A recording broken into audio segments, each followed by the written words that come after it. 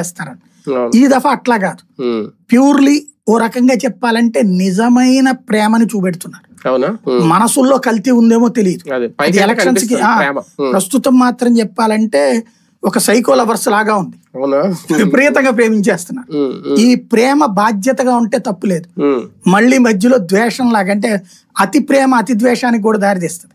అలా కాకుండా ఉండాలని కోరుకో. కానీ మన ఆంధ్రప్రదేశ్ రాజకీయాల్లో బీజేపీ, టీడీపీ, దాంతో పాటు జనసేన అనే పార్టీ కూడా ఉంది వీళ్ళల్లో, మిత్రపక్షంలో. అసలు ఒక రకంగా వీళ్ళని కలిపిందే ఆయన అనుకోవాలి. ఆయనలో ఏమన్నా మొదటి నుంచి ఒక అసంతృప్తి ఏమన్నా కనిపిస్తుందా, అది పెరుగుతుందా? నిన్న ఆయన మాట్లాడిన మాటల్లో చిన్నది అబ్జర్వ్ చేసింది. మళ్ళీ వీళ్ళిద్దరి మధ్య చిచ్చు పెట్టడానికి ఇది వినిపిస్తున్నానని అనుకోవద్దు. ఒక్కసారి వారి తండ్రి అడుగు జాడల్లో సమర్థవంతంగా అన్ని శాఖల్ని సమర్థవంతంగా నిర్వహిస్తున్న యువ నాయకులు లోకేష్ గారికి నా హృదయపూర్వక నమస్కారాలు.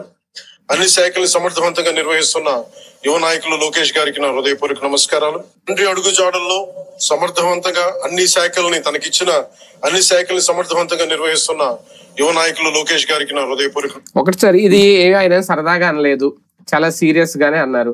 ఇంతకు ముందు దీని గురించి విశ్లేషించమని చిన్న మాట. ఇంతకు ముందు సజ్జల రామకృష్ణారెడ్డి గారిని సకల శాఖల మంత్రి అని ఇదే టీడీపీ పదే అభివర్ణించేది. నాకు తెలిసి ఇప్పటికీ కూడా మొన్న కూడా మాట్లాడినట్టున్నారు.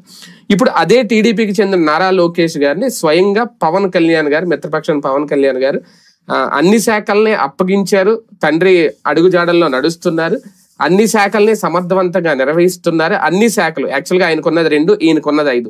ఇంతకుముందు కూడా ఫైల్స్ విషయంలో బయటకు వచ్చిన మాట, ఫైల్స్ క్లియరెన్స్ విషయంలో నారా లోకేష్ గారు ఈయనకి సంబంధించిన శాఖ ఫైల్స్ ని కూడా త్వరగా క్లియర్ చేయండి అంటే నా శాఖ ఫైల్స్ నేను చూసుకుంటానని అన్నారు అనేది సోషల్ మీడియా ప్రచారం జరిగింది. ఓకే, అంతర్గతంగా ఏం జరిగిందో తెలియదు, ఆంధ్రజ్యోతి కూడా అది రాసింది క్లియర్ గా, నేను కూడా చదివాను. అటువంటి నేపథ్యంలో ఇప్పుడు ఈ వేదిక మీద ఈ మాట మాట్లాడాన్ని ఎలా చూడాలి?